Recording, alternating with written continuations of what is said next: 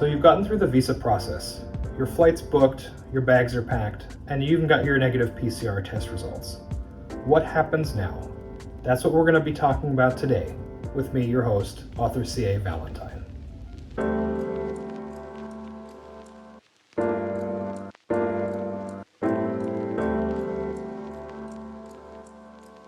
So before I get started, I wanted to thank everyone for the support and the other video I did helping out with the Hayabusa visa. I know it's a bit of a process going through the whole thing, so I hope it hasn't been too much trouble for everyone. And I wanted to talk about something I forgot about last time, which is actually, I mentioned it previously, is the PCR test. So the PCR test, they're actually going to tell you about it at the consulate once you're doing your visa stuff there. And for me in Los Angeles, they gave us a list, for me and my wife, they gave us a list of places that they recommend. I don't think they're sponsored, it's just that they've used. And you can go get your PCR test there, and they'll know what to do, essentially. And they'll be able to do it in the Japanese forms that are required. The place we went to was down in Irvine, near where I used to live. It was pretty simple. We called them and scheduled an appointment. We went, we did the PCR test. Remember, it has to be done within 72 hours of you leaving. And then the same day, actually, they sent us a text message with a link in it. And then in that link was a PDF file that you could print off the results. So it will show the negative. And then it has like a little stamp, like a Hanko style stamp at the bottom. You do have to print those out, the full sheet, make sure nothing's cut off. And you'll be showing that to a lot of people. I'll get down to that a little bit further. So make sure you have that squared away before you go. So now you've gotten to your departure date. You've got all your bags packed, you're ready to go, and you go to the airport. So this is the start of your journey, and it's a long one. So for me, and a lot of this is going to be just in reference to what I did, I had two flights. I had a flight from Los Angeles to Seattle, and then from Seattle to Haneda, so to Tokyo. When we got to LA, that's when they actually did the first check of our PCR test results. So you have to have it right from the very beginning. You won't even be able to get off the feet if you don't get off your feet if you don't have it with you. So at the counter where we were checking in our luggage, we showed them our test results. They did a quick check. We got through the gate. The rest of the procedure was very normal because it was a domestic flight. We got over to Seattle. And we were in Seattle just for a couple hours. But in Seattle, we did another one where we got to the international gate, and they again asked for it. And then once they saw it, they put this like green sticker on our passport, on the back of the passport, to show that it was clear and good to go. After that, you're on the plane to Japan.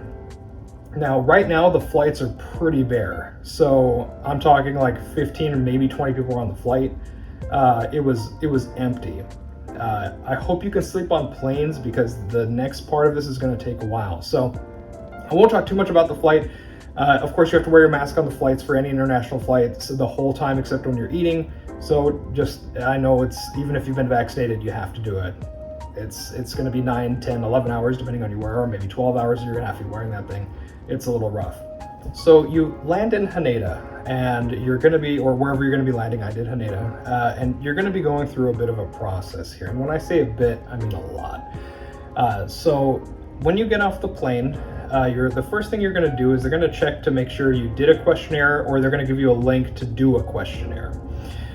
You can do this before you go. My wife found the questionnaire thing you have to do on the Ministry of Health website, and so we actually did it before we got on the plane, which helped out because what happens, it's not a long questionnaire, but you do it, and at the end of it, you get like a QR code, and you have to take a screenshot of it on your phone. So when you get to Haneda, or wherever you're going, the first thing they'll do is they'll ask you, oh, do you have the QR code? And then if you already have it, then you can just show them to them you can show it on the phone, and then you skip that first process while everyone else is trying to like do it on their phone.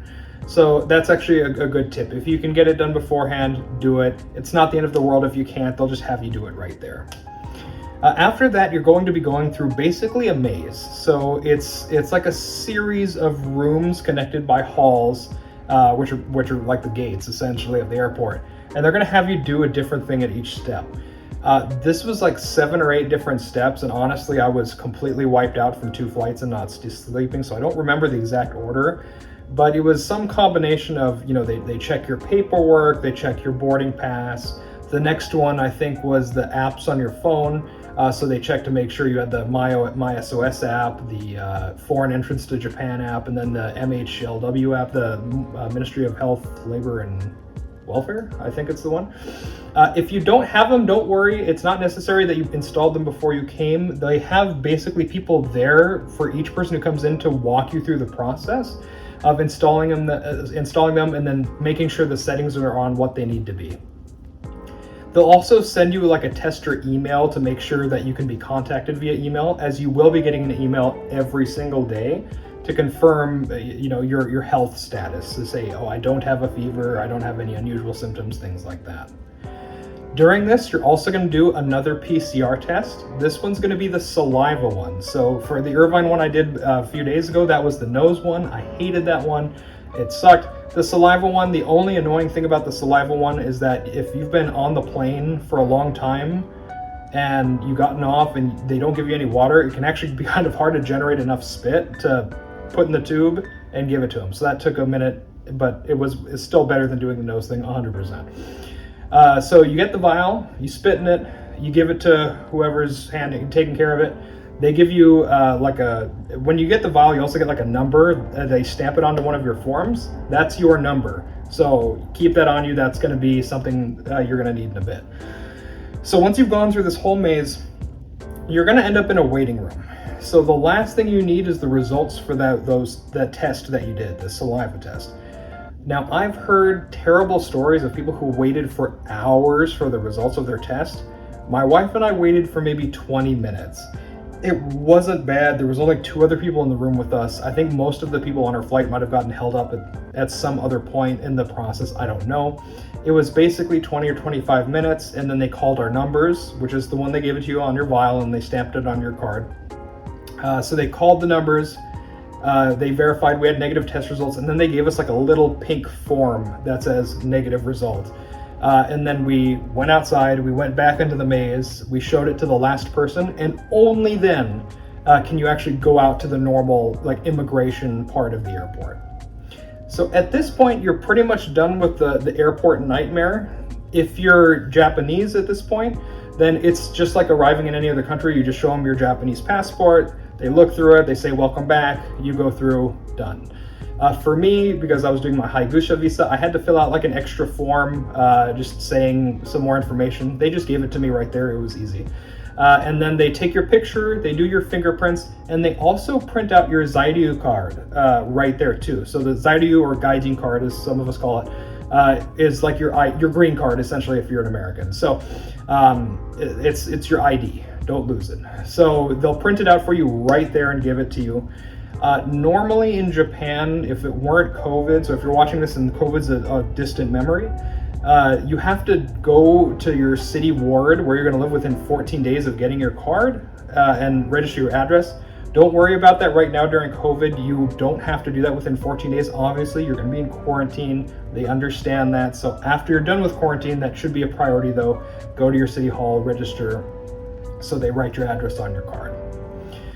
So now you've pretty much finished the airport. You go out. We did a hired ride to our Airbnb, which we're staying at right now. We've been here for 2 days. And this is where it can be kind of murky. So during the whole process through the airport, they made you sign a pledge. And the pledge basically says I will not get on public transportation. I will not go meet people. And then it also says I will stay inside. Well, this was kind of a weird one because we were like, hey, we're staying at an Airbnb. It's not going to have everything we need. And yes, we know there's Uber Eats, we are using it, but there's going to be some things we might need to get right away or an emergency, things like that.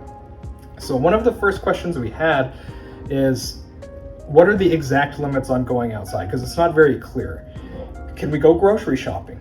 Can we pick up, go to a convenience store and pick up a necessary item just in case? The answer to those questions that we got was yes. You can go out if necessary, which again is kind of it's kind of a vague, nebulous term. basically we asked them, can we go grocery shopping? Can we get necessities? They said yes, as long as you return right back to your quarantine area. However, I'm going to put an asterisk by this. I have read on like the Returning to Japan group on Facebook that some people are not leaving at all even to do that they're kind of afraid of it. And to be fair, the pledge does make it sound like you should not go outside at all. So take everything I'm saying with a little bit of a grain of salt, because if you ask someone in this process, like at the consulate, or if you ask someone at the airport, they might give you a different answer.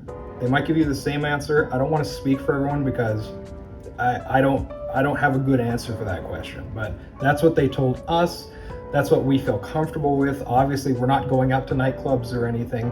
And if it was an issue, if someone else tells us, hey, that's not cool, we shouldn't be doing that, obviously we would stop. It's only because we were told that those specific activities were okay. As for the 3 apps on your phone, you will be getting an email every day that you have to respond to with your health information. There's one of the apps they give you is called My SOS, where they can call you. It will be a video call. They can initiate that call, I think, anytime during the day. I have not gotten that yet. It's random. My wife did get that one earlier today. It was pretty simple. They just asked, are you at home? Are you quarantining? Obviously, here I am. And then the other one is like a random, like, are you at your home thing? And it's just a big blue button that says, I'm here. And you just push the button, and that's all. I've gotten that like 5 or 6 times in the past 2 days. My wife has not gotten it once. So I don't know how they're really doing this. I don't know how it's decided. Other than that, though, for us right now, we're in day 2 of 14. Cabin fever kind of sucks, I won't lie. If you're one of the people who came from one of the states who have been flagged on the naughty list, or one of the countries, your first 3 days will be in a hotel. I didn't mention that because I'm not doing that. If you are in the hotel, I think they have a bus or something that takes you and the other people up to that hotel. If that's the case in the hotel, I'm pretty sure there's no going outside for shopping or anything. They bring you like a 3 meals a day. You can't leave the room at all. That's it. So again, if you have questions, try to look online for that kind of thing, but I don't want to answer too many of those questions because I don't know specifically about the hotel part. But that's about it. I'll update this as soon as we get more information on any of the activities, or if we're allowed to go. But I hope you found this useful. I hope that you guys can talk and share more information. If you've had different experiences than I have, please share those things. I know a lot of people coming back right now have a lot of questions, and there's a lot of confusion. So as usual, please, you can leave a comment, talk to each other, share information. It helps everyone a lot. All right, I've been C.A. Valentine, author in Japan. Hope you guys have a great rest of your week. Take care.